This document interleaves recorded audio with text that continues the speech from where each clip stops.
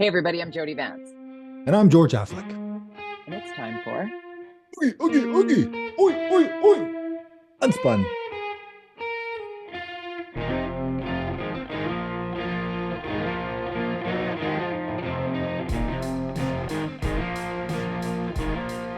Sorry. Well, it's a football soccer reference when you go to a soccer I'm game. And I always think the new Liberal, BC Liberal name is like it sounds like a soccer team name. And we'll Yeah, talk about it Manchester later. That United. yeah, Manchester Yeah, United. It just sounds like a soccer game, soccer team, football team for let's those talk about Brits. it right off the hop. Okay. Let's not bury this because it's Okay. interesting. I when I was watching the announcement, Yes. um, when I was watching Kevin Falcon, so excited to unveil and the colors of it and the logo of BC United, BCU.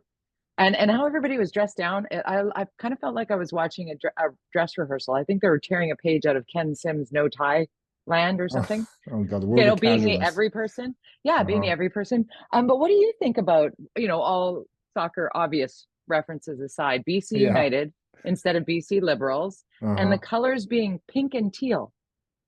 Yeah, well, the name is whatever. It is kind of funny name, and I think we've already kind of hashed out over that. But it's the colors.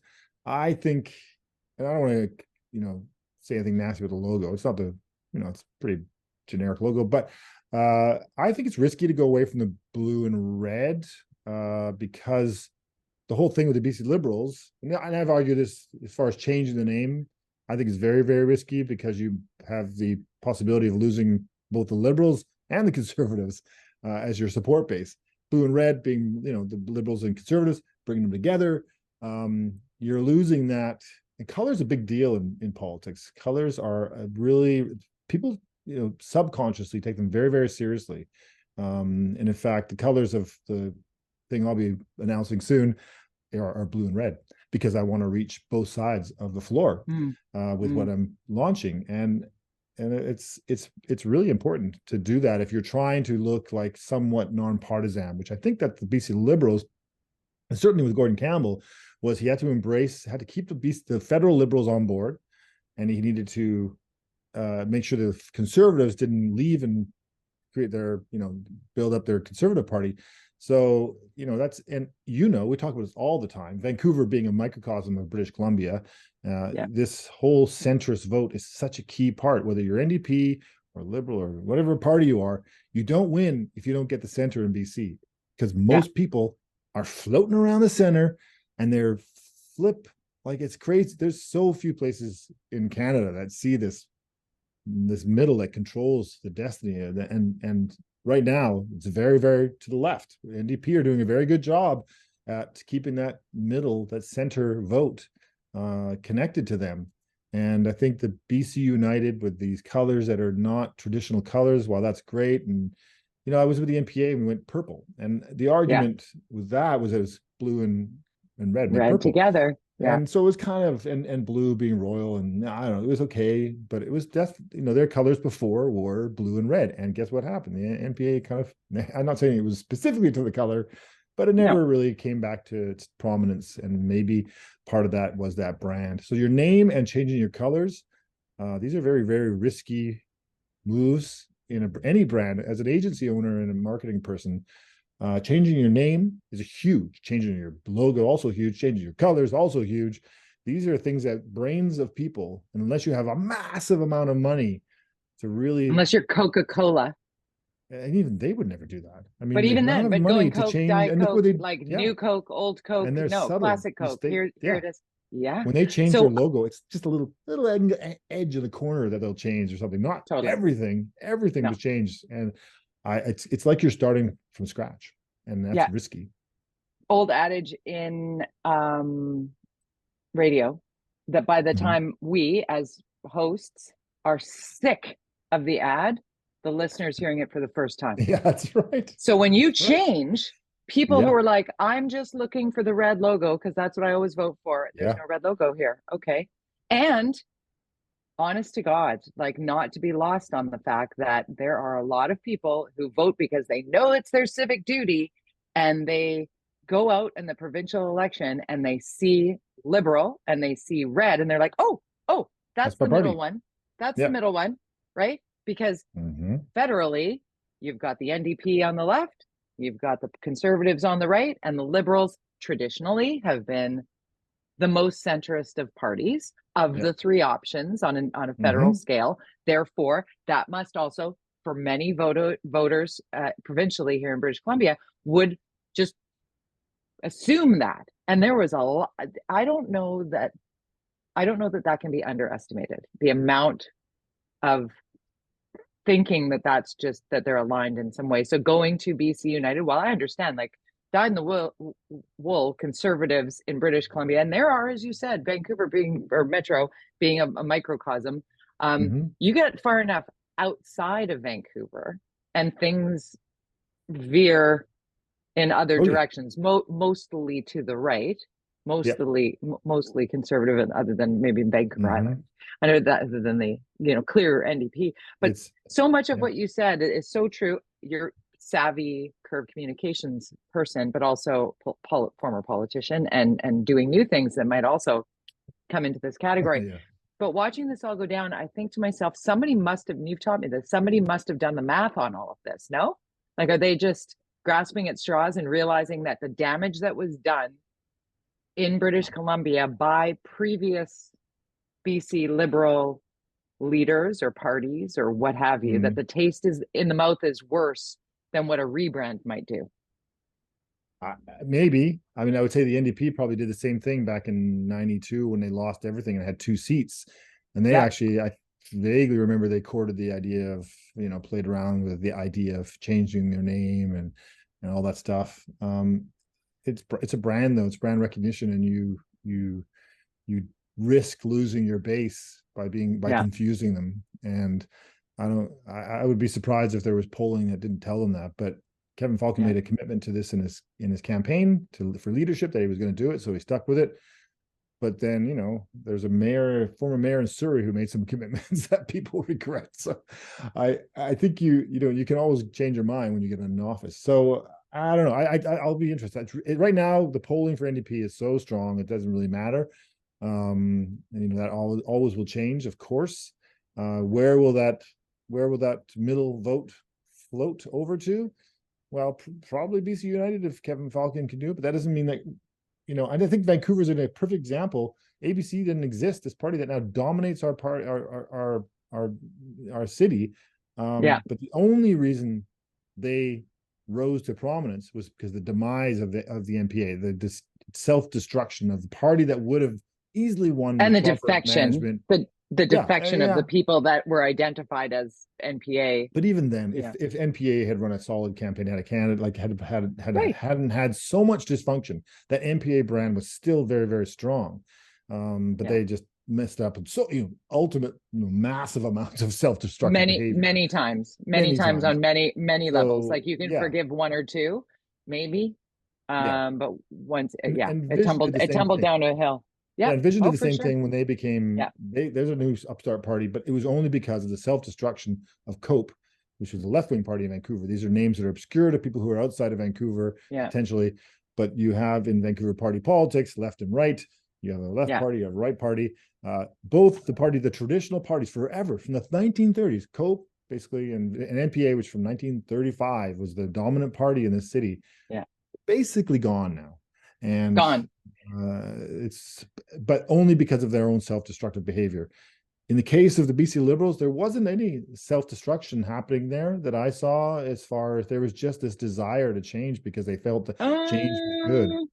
Well, they still have a lot of seats. They're not zero seats. No, I know, but they went from being rather the incumbent to really, I don't know what the right term, pissing off a bunch of the mushy, right? When it started to be, For sure, very little was getting done that was meaningful, that landed on a kitchen table, and then more upheaval again with teachers and like putting the breadwinners and the parents and the people.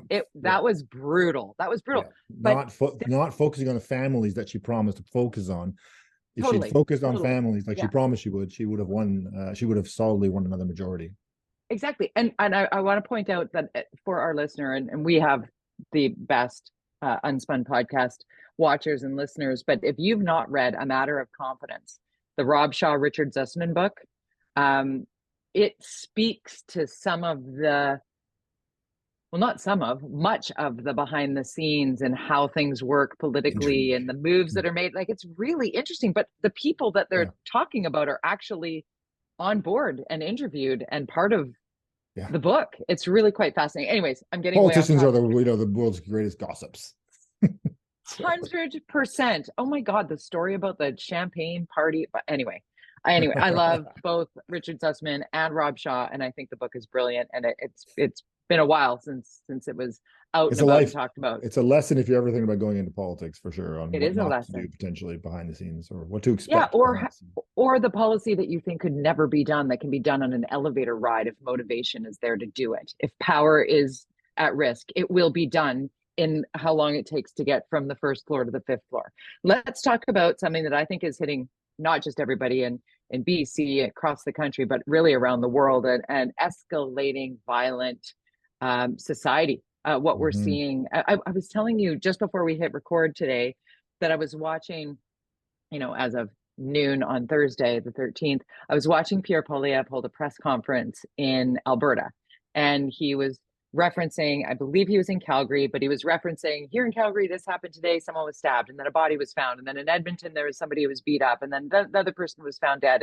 And he's like, this is just the violence that is here, the repeat offenders, more jail, less bail was his tagline, and of course it was 8 years of Justin Trudeau has got us here, along with the Costly Coalition, because that's how you saw him sniping with Jagmeet Singh on Twitter, perhaps, or in the House of Commons. Costly Coalition? Costly Coalition. That's how he references, because it's just inflation and Costly Coalition is what. It's good. And it's clever. I'll give him I'll give him that. He comes up with the phrases, for sure. But he was talking about violence. And then, George, the really interesting thing here is one of the reporters, and he really came at the CBC reporter, which is another story, as he would, but like Trump-like, distastefully, in my opinion. Because the reporter's like, well, I don't know, take it up with the bosses, kind of. But what he was saying about Alberta and the crime, and this crime, and he referenced Vancouver, he referenced the costly NDP government, left-wing socialist, whatever, in British Columbia that caused all this. And then somebody was like, it does go to the provinces, and Alberta is a conservative province. And he was like, ooh, like he looked like Bugs Bunny who'd swallowed the bad drink. It's interesting, because then we also had Liberals here who were considered the Conservative Party in BC for 20 years, or 12, 11 years, 12, 15 years, whatever number it was, 16 years. 16. 16 years, and now we've had the NDP for 5 years or 6 years. Federally, we had Conservatives. How long do we have the Conservatives for? This is not, I know we've talked about this on, crime and homelessness and mental health care and drug addiction. These things are all connected to decisions by all governments that were made in the 1970s and 80s and 90s. I talk about this all the time. This is a generational decision-making thing that happened, including things like even nuclear disarmament and nuclear power and getting power. There was decisions made by neoliberalism, but even the Conservatives were on board with a lot of this stuff in a change in the way we do things, to stop doing certain things. Of course, there was a lot of things that were horrible and cruel. Did our prison system not work?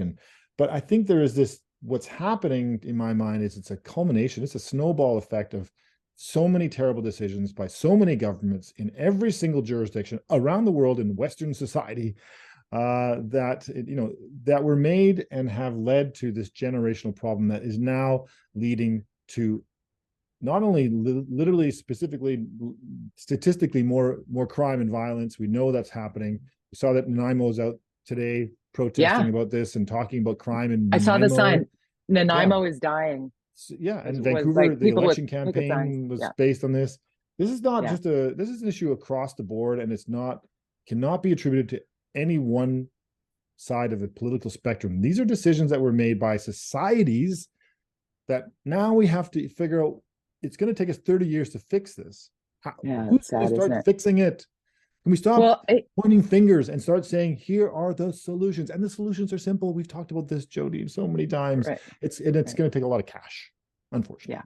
Because we know that when it's urgent, and many would argue that we're beyond urgent here, but urgent like the pandemic, when there is the will, political will, there is a way to do the Mm-hmm. things. I mean, there are Mm-hmm. different buckets. We talk about let's just talk housing, because desperate people are doing desperate things Sure. beyond the slice of society who are criminals, who are, getting arrested and then, know that they're going to walk out hours later and then be able to Mm-hmm. reoffend and then walk out hours later and then be able to reoffend and then they can get 2-3 times in a day. Like that's broken. But when we talk about the housing piece of the puzzle, and it's like we keep having the conversation about the desperate people and the lack of housing and the lack of housing and the lack of housing. And then they're like, we just don't have the resources. We just need to, the Yeah. process. And then you look around and the butterfly building's going up and the park casino is up and running. And when there's money, isn't it amazing what can be built? There is money. We have taxpayer dollars. We just are so busy, the politically, the grand we, Mm-hmm. politicians are so busy checking to see what they can use as a wedge issue. What can they use to make sure they can get reelected? What can they fix just enough that, doesn't piss off their big donor or whatever? Like there's so much here that doesn't put the person first. And watching what happened in Surrey is an example of, Oh. for me and you, we have young Mm-hmm. we have young people in our lives. We both Mm-hmm. have sons who are around the same age. Take transit This on their this own. 17-year-old who got killed on a bus, targeted shooting or targeted attack. It's still, oh my God, it's Can't even. nausea inducing. Like I can't even. I it's can't even. I sickening. can't even with that one. No, It's just both of our kids, they're pretty independent. yeah, My youngest is 15. He loves taking transit. We had a big yeah, chat with him this morning, talking about okay, this is what you need to do. He's very don't confident, and engage. some days he's overly confident, I think, on being out there Yeah, in the transit system. And but it's not, it's just although this was a freak situation for sure, it's bullying at its worst. I mean, I yeah, can think back to several, young Jesse Cadman, taken back to this, kind of similar situation. How long was that? 20 plus years ago. yeah. Rena Verk, Rena Burke for similar. sure. Oh my God, These don't are these even. are anomalies, but they're also such They important happen. moments in time that I think can have this potential change in policy making that hopefully can happen. The challenge we have, and Pierre Poilievre, they're saying this stuff, is many of these decisions need to come from the federal government, because everybody Yeah, from Victoria to Newfoundland, to up to Whitehorse to Medicine Hat, we all need to start thinking about how we can all help each other. Vancouver can't. I always say this: Vancouver can't solve homelessness on its own, even if you promise no, it. We can't yeah, solve affordability. We can't solve mental health care or drug addiction. We can't. We can't. We need to get together nationally, just like we did for COVID, and say, how yeah, do we find a solution? Not only Canada, United States, Britain, Denmark, whoever, Italy, I everywhere, don't care, Spain. We always point to everywhere. these countries Yeah, that are doing something that's working. You're thinking, okay, well, why are we all not doing that? Then why don't we all come together and solve this together, yeah. and get a commitment to solving these problems for over the next, we could do it in 10 years. It would take 30, but if we can start, a lot can be done. I honestly believe that, and very little, and I'm not dyed in the wool anything. I love it when people throw at me, "You woke libtard." Okay, whatever. I'm on whatever any given day. I'm something. But when I was listening to Pierre Poilievre today, there were a couple of things where I was like, that'll resonate. That'll resonate. Mm-hmm. The revolving door, like he referenced in British Columbia, that there was just this handful of prolific offenders, repeat offenders, who Mm-hmm. were responsible for 1,000 arrests in one year. I think it was like 40 people who were arrested 1,000 times in one year. Just a revolving door of these criminals, Yeah. 150 each or something like that. And when he was talking about more jail, less bail, that's going to resonate with the scared parents. That's going to Hmm. resonate. And he even referenced, and honestly, like when he stops with the, just inflation, blah, blah, blah, catchphrases that he leans in so hard on. And actually, because I was like waiting for some policy here, Pierre. I don't know, I might just call him Pierre. But then he said, what we would do is, and I thought, oh, Jesus, well, I didn't see that coming. And he Hmm. said, we would create a system where not the young kid who got, or the young man who got in a bar fight, punched some guy that was charged with assault, that he goes to jail for 15 years, but the prolific Hmm. offender who does goes to jail and serves their entire sentence. That it's just like, and then others would look at that and say, well, I don't want that to happen to me, so I'm going to not do that. I'm going to do my best to not do that. Hmm. And that started to be like, how you parse that apart is politics at its best, right? Like that's the problem with the criminal code, is you can't just like, Jimmy didn't mean it, but Frankie certainly did, Yeah, and and you're getting Frankie's a gonna little be like, but I'm front. Jimmy. Yeah, and you're putting yourself in the front row of this right now with your stuff, and and you see how complicated to change these It things is. are. I met So with that's the why attorney it's. general. I But met this with is the like, AG this week. did you? Did Yeah, I I tell you mean, that? Yeah. no, yeah, and that's what it takes to change it. So you're gonna have to meet with these people, but at the end of the day, Hundreds of how do times. we stop people from getting to this situation? How do we, Yeah. if you That's can what my solve, message was. yeah, if we can, let's take a step Deterrence. back here. Why are people getting into crime? Well, because of they're stressed out about their homes, their Yeah. affordability. They're stressed out about jobs. They're stressed. They have drug addiction problems. They have mental Yeah. health care issues that haven't been dealt with. So all Yeah. these things can lead to all these other things. You But I'm can't going to tell just you this. like a whack-a-mole. You can't. You got to do them You all can't, simultaneously. All these but things. here, see, I disagree that it has to be simultaneous, because what is lacking right now are deterrents. And that is really, really clear.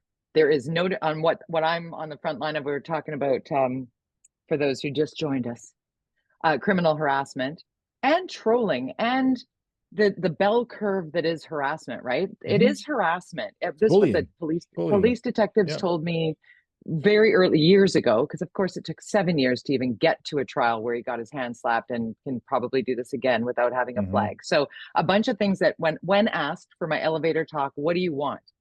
I want swift and meaningful consequences. I want harassment to stick. I want it to leave a mark. I want your reputation. I don't want you canceled, but I Mm-hmm. want your reputation to have a note on it that says this individual Yeah. went out of their way to attack another individual in this way, period. And if asked to stop and you do it again, now it's monetary. I don't want you going to jail. You don't need to go to jail. You just need to check yourself, and that's going to be $1,000 check that you put into the government or whatever. It's same as a speeding ticket or a parking ticket or whatever, $1,000. And you're warned again, don't do that. And if you Mm-hmm. do it again, it's 10 grand. And you do it again, it's 100 grand. And if you don't pay these things, it comes off your house, it comes off your wages, it comes off your ability to get your driver's license. This is not hard, because that would be a deterrent to the rando people throwing garbage at, like, come at me on Twitter. I don't care. It's free rent on Well, Twitter. it's the But you slide into my philosophy. emails, and I tell you to stop, slow your roll, and you continue to come into my emails, that's harassment. That Mhm. is the line. If I say The stop and you keep doing Mhm. it, that's the line for anyone, male, female, Yeah, whatever, they, criminal them. behavior needs to be checked, and I think Michael Schellenberger's book San Francisco. If you Yeah. anybody, I recommend it, and you may not agree with everything he says. And here's a guy who was Right. considered a liberal, wrote a Mm-hmm. book about proving the data of basically what you're describing. You can't just let this stuff ride. You've got to deal with these things immediately, and have the punishment fit the crime, and also have That's punishment at right. all. Frankly, not Punishment, having punishment is not ridiculous. working. I It's not mean, working. you're a parent, I'm a parent. Not having any kind of system of structure or ramifications of your decisions is not parenting. It's like, and so we as a society have now spent the last 30, 40 years not properly raising our society on Yeah. every single level. And guess what happened? Oh, we have a bunch of children who are out of control, and Yeah. that is our society now. The unparenting of our society for the last generation, two Yeah. The generations. 45-year-old who feels like they don't like the woman with a strong opinion, so they're going to make it their life's work, or the Yeah, 53-year-old or whatever. But or let's they think that's okay to bully people at 45 years old in totally. whatever level, It's whether it's ridiculous. online or or in the it's a workplace. kind of behavior, or Yeah. kids feel like they can do this now. And Yeah. bullying, Yeah. schools talk about bullying all the time, but I still feel like, why is it still happening? Guess what? It's because we live in a society where it's like totally acceptable to bully And what happens? online or wherever. Yeah. But what happens, George, is the government tries to restrict the ways of, okay, you know what? Instead of punishing the people who are doing it, we're going to tighten up all of the things in society. No Vancouver comes to mind, right? We're going to make, instead of everybody being able, there was a fight at the beach at Sea Festival. So instead of having everybody all over the place at the beach doing whatever the hell they want, we're going to create a little fighting ring. We're going to call it a beer garden, and we're going to have everybody only fight within this orange fencing. Like we got, you know, the Or if you use war zone Granville on Street, where Granville you, Street. yeah, Totally, instead dude. of doing things which I Totally. asked, like, let's move the patios out into the street, Everywhere. so Into that the you can street. have, so there's eyes on the Eyeballs. street. And guess what will Yes. happen? Nobody will be getting in fights, because literally, hey, I'm having dinner Stop here. that. Yeah. Can you stop being Yeah. a child? Yeah. And that there's But we this, are going to drink in plazas. We're yes, going to we're drink drinking in plazas year round. and Yeah. wine in Vancouver. We're Yeah. allowing the wine in grocery stores, which is something I fought for. We were the previous the Vision Vancouver in here when I was in office, which was they were very conservative for a party that's considered left. They were so conservative when it came to alcohol, and so they turned down everything. And I tried to fight for the wine and liquors. Every other city in this province, you go to Kamloops, you go to the grocery store, You go to can buy wine. Richmond, but you go to Richmond and you're at the hair salon in Richmond, you can have a glass of champagne. You cannot do that in Vancouver. It's Of like, course, everybody and does. every time Everybody does. everybody does. It's I mean, just in our coffee cup. Why do you think everybody's walking around with a reusable Starbucks, for crying out loud? But you know, when you it's a and I weekend with talked about Jody. this, That's it. that's right. That's right. You see me at the playground, I'm handing out the nudes, baby. I'm handing Hiding out your the nudes. hot dog and your champagne. Oh yeah. Oh my God, don't even get me started on my hot dog. I was talking about that with a friend yesterday, because that's along the same lines of the ridiculousness of the restriction, right? Yeah. Because that punishes the good people, because the people that aren't listening to the laws are breaking them anyway. And the then people they who get are mad. responsible. And then everybody's mad. So what the hell? And then everybody. Yeah. Dumb. It's nuts. But I'm going to go to the grocery store piece, because I think it's really important to note that every time we've talked about this on radio or here on the podcast, talking about, you know, of course you should be able to, you can sell it in the beer and wine store right next to the grocery store. Why can't you sell in the grocery store? That does, oh, people are going to be, I mean, there'll be drunks everywhere. There already is. What? It's like drinking in a park.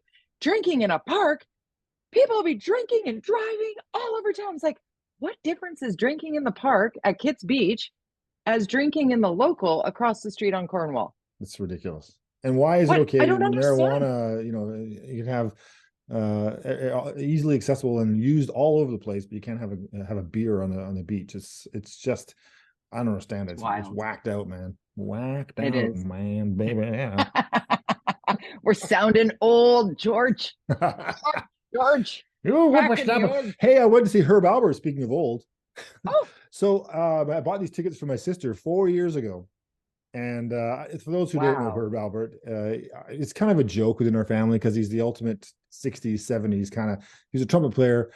If you don't know him, he's like, you know, all this kind of like total loungy kind of fun stuff.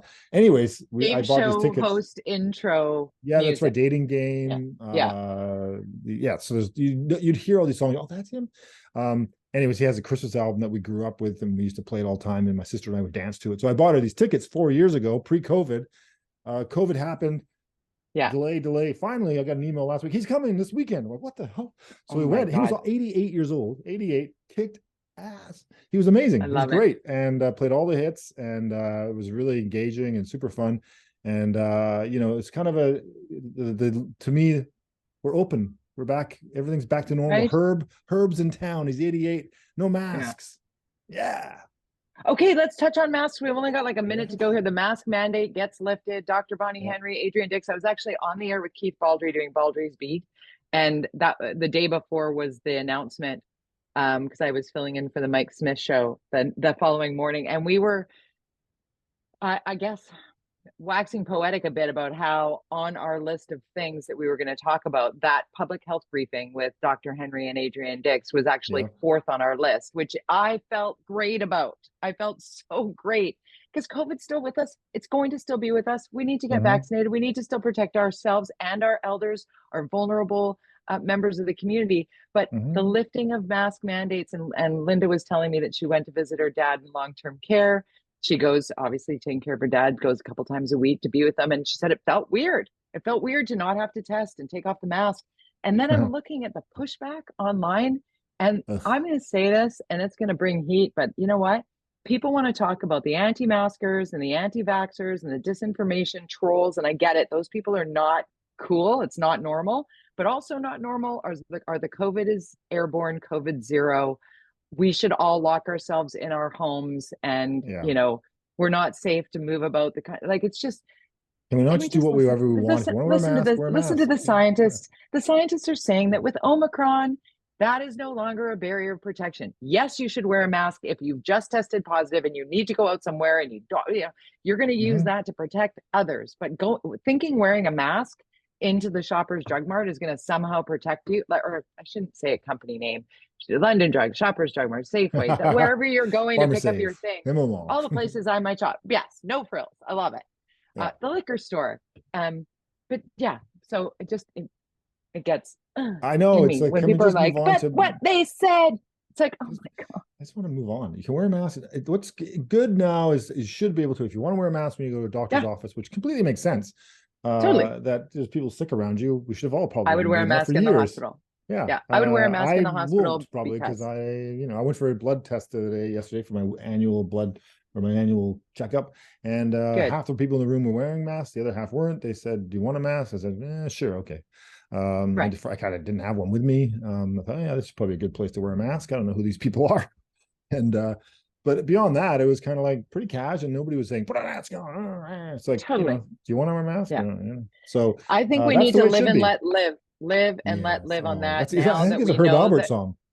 I think it is. But the big piece that people forget when they want to fight about this, George, though, the Yes. big thing that people forget is the real central purpose of go home, stay home, bubbles, masks, barriers of protection, social distancing. All of that was so that everybody didn't get sick simultaneously and crush our healthcare system. And it is great news to know that we are now out of danger of collapsing our healthcare system, as we've Mhm. seen happen in other jurisdictions where people didn't take precautions. Yeah. And that is what people forget about when they're freaking out. So stop freaking out. Calm down. Just calm down. George underscore Affleck on the social media. George. Scar. I'm Jody Vance at Jody Vance on your social media, Jody with a Y. If you want to troll me, I will just laugh at you because that's just free rent, man. That's free rent. But don't harass people because harassment is not normal. We're going to Stay, change the laws. stay positive, San Diego. Okay, Ron Burgundy. See you later. Bye-bye.